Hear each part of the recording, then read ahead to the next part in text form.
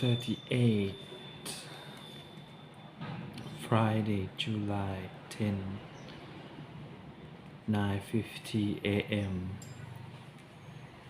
Harry Edison stepped out of the metro and into bright July sunshine at Manzoni Station. He wore his costume and looked, he assumed, like a priest who had a bad night. A stubble braid, one bandage on the hairline at his left temple, another on his left hand, which kept together his thumb, index and middle fingers.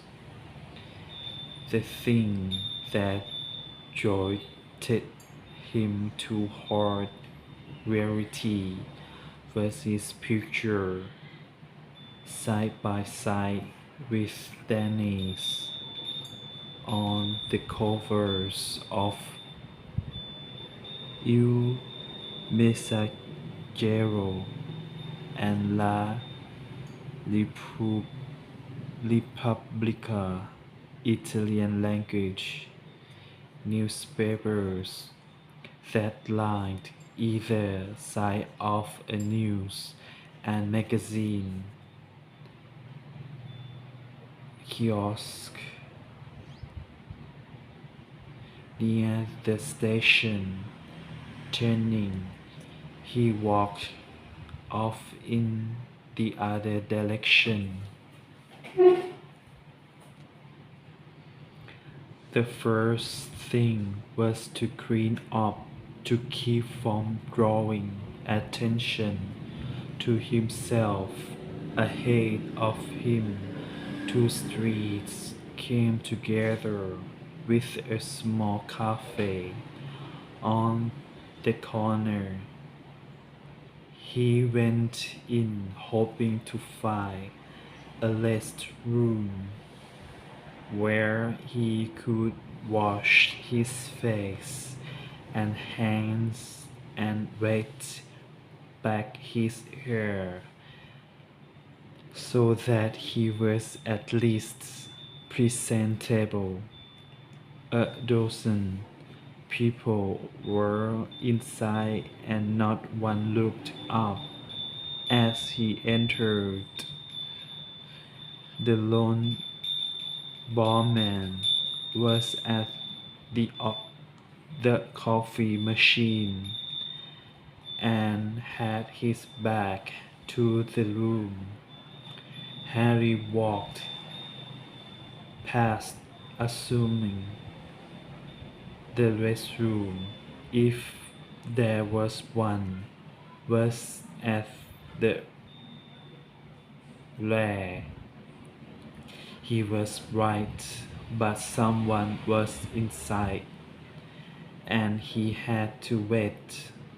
Stepping back, he leaned against the wall near a window, trying to determine what to do next. As he did, he saw two priests pass by outside. One was bare-headed, but the other wore a black beret that was pulled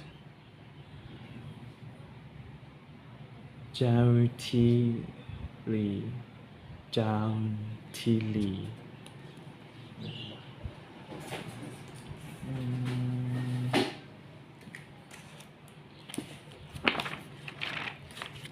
Chào, chào chan, chan, chào.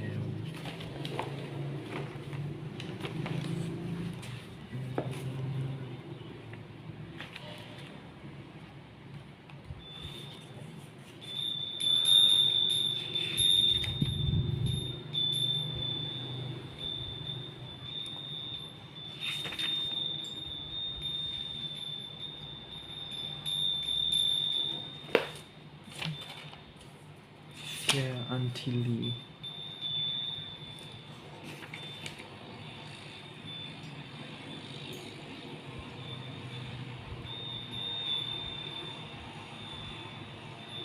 Jagdish.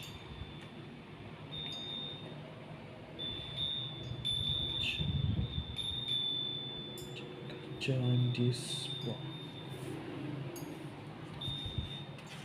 Jandis.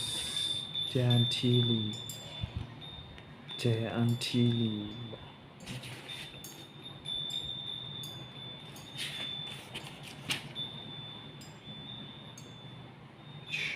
Sean. Jandis.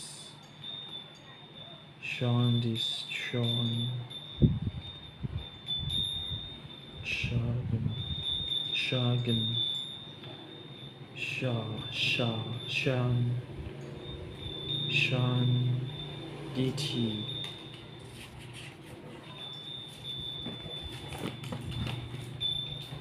Shanditi.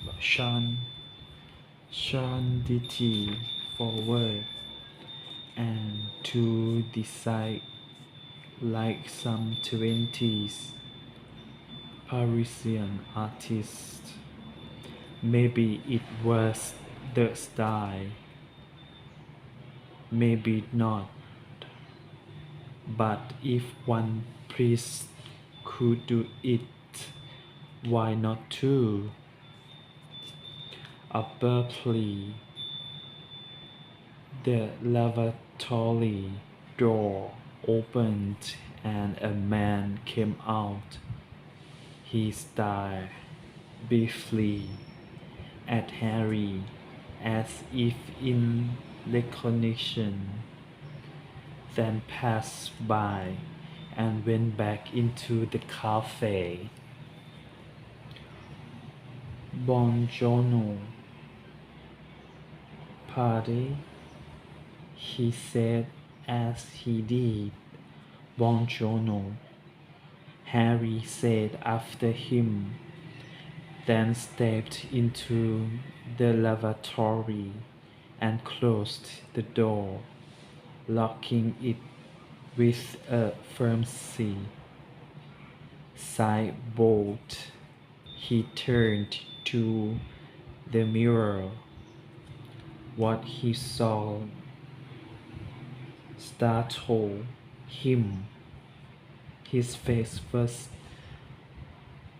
gaunt, skin pallid, his beard filled in more than he'd realized when he'd left LA. He'd been in good shape, 190 pounds, over 6 feet 2 inches. He was certain he'd lost considerable weight. How much he didn't know, but under the black of the priest's clothing, he looked exceptionally slim. The weight loss with the weight had changed his appearance considerably.